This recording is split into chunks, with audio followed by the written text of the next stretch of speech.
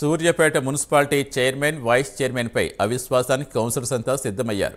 అందుకు 45వ ward councillor Pavani మద్దతుగా తీర్మానంపై సంతకం పెట్టారు. కానీ చివరి క్షణంలో హ్యాండ్ ఇచ్చారు. దీంతో పావని ఇంటి వద్ద అసమ్మతి కౌన్సిలర్లు ఆందోళన చేపట్టారు. దీంతో ఇరు వర్గాల మధ్య తోపులాట నెలకొంది. ఈ తోపులాటలో అసమ్మతి వర్గం చైర్మన్ అభ్యర్థి కొండపల్లి నిఖిల తలకు స్వల్ప గాయమైంది.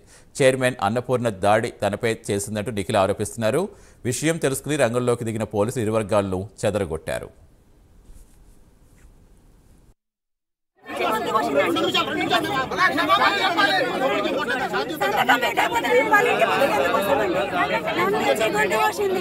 రాత్రి కూడా మాట్లాడిందండి 26వ తారీఖు రాత్రి కూడా మాట్లాడింది.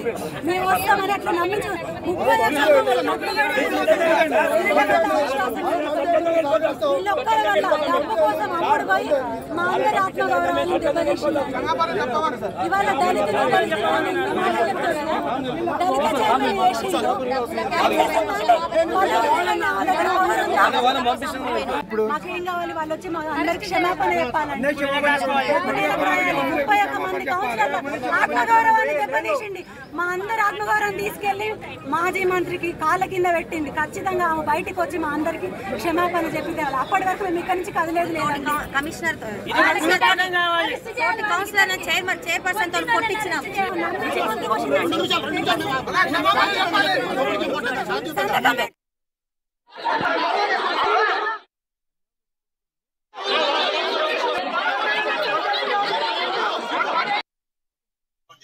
చరిత్రలో ఒక మచ్చలకి నిలబడ్డారు నాయన.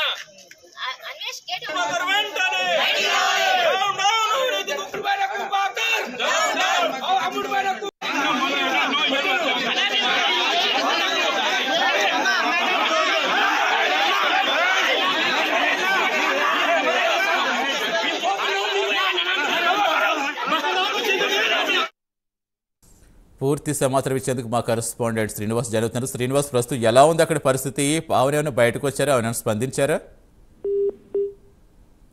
జిల్లాలోని సూర్యాపేట మున్సిపాలిటీకి సంబంధించినటువంటి అవిశ్వాస తీర్మానానికి ప్రవేశపెట్టినటువంటి కౌన్సిలర్ 45 మంది హాజరు కాగా అందులో ఉన్నటువంటి ప్రధానంగా చూసినట్లయితే ఒక కౌన్సిలర్ పూర్తి స్థాయిలోని మద్దతు తెలుపుతారని చెప్పి ఒక్కసారిగా సమావేశ సమయానికి వెళ్లిపోవడంతో అక్కడ ఉద్రిక్త పరిస్థితి నెలకొంది. తిరిగి ఎవరైతే అవిశ్వాస తీర్మానానికి మద్దతు పడడానికి వచ్చినట్టు కౌన్సిలర్ ఒక్కసారిగా వాళ్ళ ఇంటి ముందు ధర్నాకు దిగారు. అక్కడ పూర్తి స్థాయిలో పోలీసు డిఎస్పీ పెద్ద ఎత్తున బందోబస్తు చేసుకున్నటువంటి పరిస్థితి.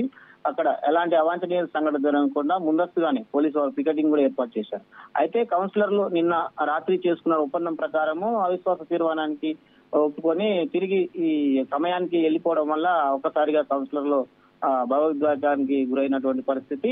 అదే క్రమంలో అక్కడ ఉన్నటువంటి కౌన్సిలర్ కు కొద్దిపాటి స్వల్ప గాయాలు కూడా అయినటువంటి పరిస్థితి. ఒక్కసారిగా తోపులాట జరగడంతో ఇరు వర్గాల మధ్య కాంగ్రెస్ ఇటు బీఆర్ఎస్ మధ్యన జరిగినటువంటి అవిశ్వాస తీర్మానానికి ఒక్కసారిగా నమ్మించి మోసం చేసినటువంటి కౌన్సిలర్ ఇంటి ముందు పెద్ద ఎత్తున ఉద్రిక్త పరిస్థితి నెలకొంది. అయితే దీనికి సంబంధించి గతంలో వారం రోజులుగా జరుగుతున్నటువంటి ఈ విషయాలకు సంబంధించి పార్టీలు కాంగ్రెస్ పార్టీ, బీఆర్ఎస్ పార్టీ ఒక చర్చలకు వచ్చిన క్రమంలో కూడా ఒక పూర్తి స్థాయిలో ఉద్రిక్తత నెలకొన్నటువంటి పరిస్థితి. స్థానికంగా ఉన్నటువంటి మాజీ మంత్రివర్యులు ప్రస్తుత ఎమ్మెల్యే జగదీశ్వర్ రెడ్డి పెద్ద ఎత్తున ఒక కుట్రపూరితంగా ఇతను చేశాడు అనేది ఇప్పుడు ఉన్నటువంటి కౌన్సిలర్ చెప్తున్నటువంటి వాదన.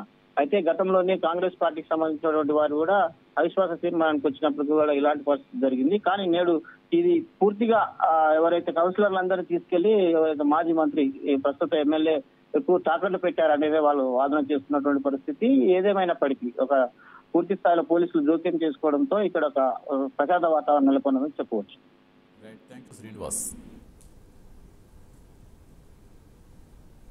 Thank you Srinivas.